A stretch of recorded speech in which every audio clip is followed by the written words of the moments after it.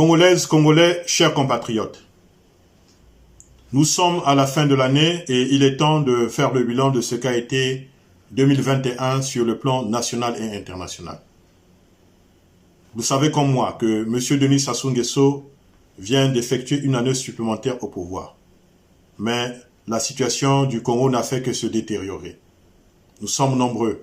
Les Congolais sont encore trop nombreux à se poser plusieurs questions, au nombre desquelles, pourquoi y a-t-il encore autant de pauvreté au Congo? Pourquoi au Congo, il n'y a pas de route viable et celles qui sont plus ou moins praticables tuent les Congolais? Pourquoi au Congo, les écoles sont-elles encore fermées alors que l'on a prétendu avoir formé des enseignants? Pourquoi au Congo, il n'y a plus de structures sanitaires tandis que nous avions des dispensaires partout sur tout le territoire national? Pourquoi au Congo, les hôpitaux tuent les Congolais plutôt que de les soigner? Pourquoi au Congo, il n'y a pas d'électricité, il n'y a pas d'eau dans les ménages, alors que nous avons l'eau, le courant, nous avons de l'eau partout, nous avons du gaz, nous avons le soleil? Pourquoi au Congo, le panier de la ménagère reste encore très élevé, tandis que nous avons des terres arables pour faire de l'agriculture intensive? Pourquoi dans notre pays, le taux d'insécurité reste encore très élevé alors que nous avons une justice, nous avons une police, nous avons une gendarmerie? Pourquoi est-ce que au Congo, il y a tant de meurtres? Jamais notre pays n'a été aussi funeste. Jamais il y a eu autant de détournements de fonds publics au Congo. Jamais l'État n'a été autant corrompu et spolié. Jamais le Congolais ne s'est senti malheureux sur son territoire. Mais jamais notre pays n'a été autant désespérant.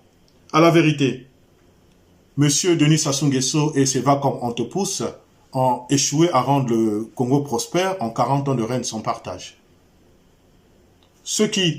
Les seuls qui se prévalent du bilan aussi tragique qui est le sien, sont ceux-là qui profitent du chaos et du désordre organisé. N'est-il pas, chers compatriotes, légitime d'en appeler à la démission de M. Denis Sassou Nguesso, puisqu'il ne fera jamais entrer le Congo dans l'histoire des pays émergents? Chers compatriotes, ce qui me paraît plus grave encore est que la souveraineté de notre pays, du Congo, soit menacée. N'importe qui se permet de faire n'importe quoi au Congo parce que l'État ne protège pas les Congolais.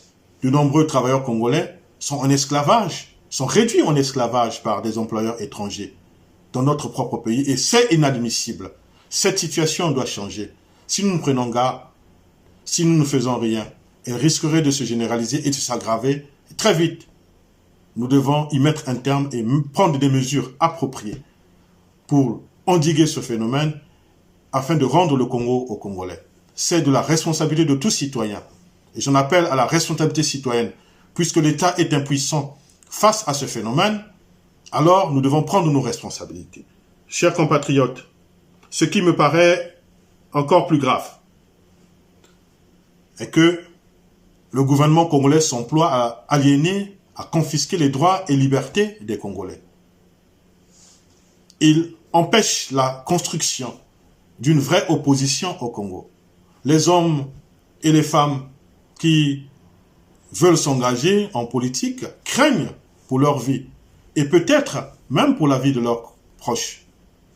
Ce qui est curieux, c'est que M. Denis Sassou Nguesso ne tire aucune leçon de ce qui se passe dans les pays limitrophes, y compris au Mali, au Tchad, en RCA.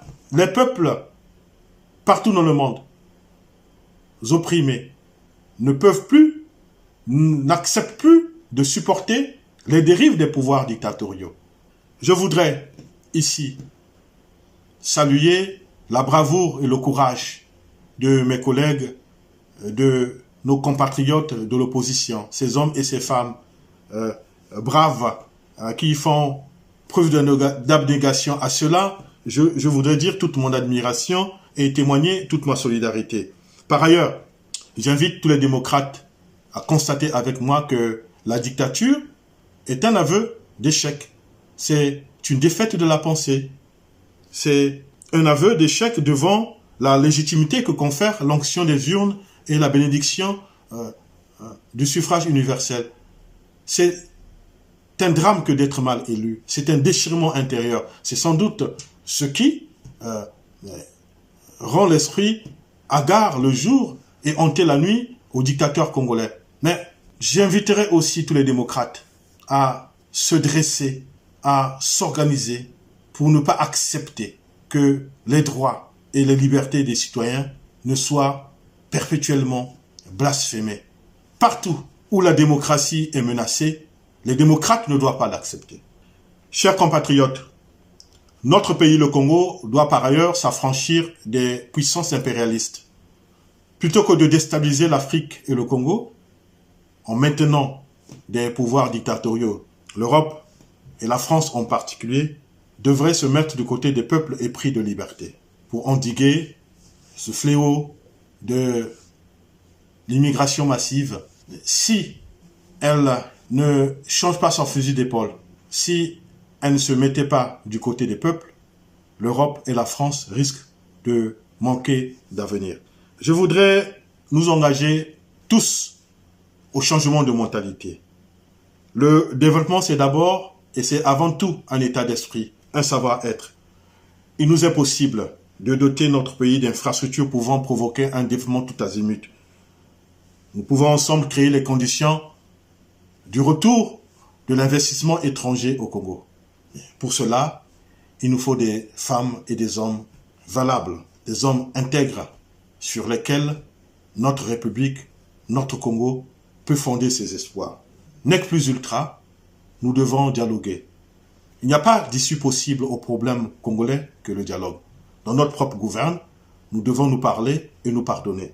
Je le dirai jamais assez, M. Denis Sassou Nguesso a fait 100 ans. Au demeurant, chaque Congolaise, chaque Congolais, où qu'il se trouve, doit se remettre en question et prendre toute sa place dans le développement du Congo. Il doit être une force de proposition, un vecteur, un acteur dans l'essor économique du Congo. Le développement du Congo est une affaire collective. Personne, aucune tribu, aucun département n'en a le monopole. En attendant la venue certaine des jours plus prometteurs, en attendant que la classe politique congolaise dans son ensemble ne s'éveille sur ces questions vitales pour notre nation, je voudrais saluer votre bravoure, vous inviter à plus de vigilance et vous souhaiter bonne et heureuse fête de fin d'année. Vive la République, je vous remercie.